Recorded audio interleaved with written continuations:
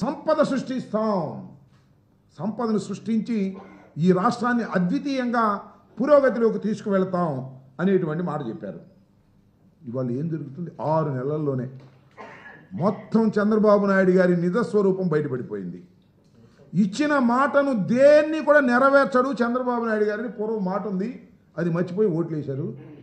అదే స్వామి చెబుతారు, ఓడ మీద ఉన్నప్పుడు ఓడ మల్లయ్య అంట, ఓడ దిగిన తర్వాత బోడి మల్లయ్య అంట. అలాగే రేవు దాటిన తర్వాత తెప్ప తగలేసినట్టుగా, అక్కడ దిగిన తర్వాత అల్లుడు చేసినట్టుగా ఇవన్నీ చంద్రబాబు నాయుడు గారికి ఉండేవి.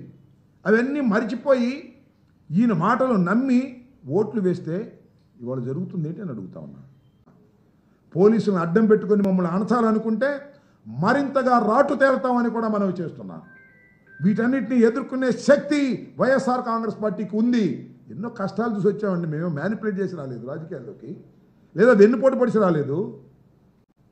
జగన్మోహన్ రెడ్డి గారు, రాజశేఖర రెడ్డి గారు మరణించిన తరువాత కాంగ్రెస్ పార్టీలో కావాలి ముఖ్యమంత్రి అని చాలామంది అనుకున్నారు. అవసరం లేదని బయటకు వచ్చి సొంత పార్టీ పెట్టి ఓదార్పు యాత్ర చేసి 16 మాసాలు జైల్లో ఉండి వచ్చి 67 సీట్లు తెచ్చుకొని దానిలో 23 సీట్లు లాక్కున్నా చెక్కు చెదరకోకుండా మళ్ళా పోటీ చేసి 151 సీట్లు గెలుచుకొని 5 సంవత్సరాలు పరిపాలన చేశాం.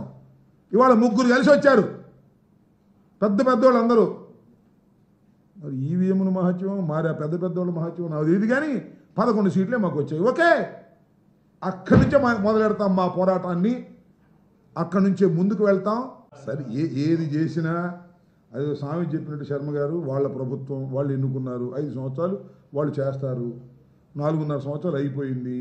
ఆయన ఎవరో మొన్న అంటున్నాడు జమిలీ వస్తుంది, ఆ 2.5 సంవత్సరాలు 3 సంవత్సరాలకే వాళ్ళ మంగళం పాడతారు అంటున్నారు. లేదు, జమిలీ వచ్చినా గిమిలీ వచ్చినా నేను మాత్రం వదలను, అప్పుడు ఎలక్షన్ అని చంద్రబాబు అంటున్నాడు. ఎప్పుడు వేసుకుంటారో ఏంటో మాకేం. We prepared for 5 years.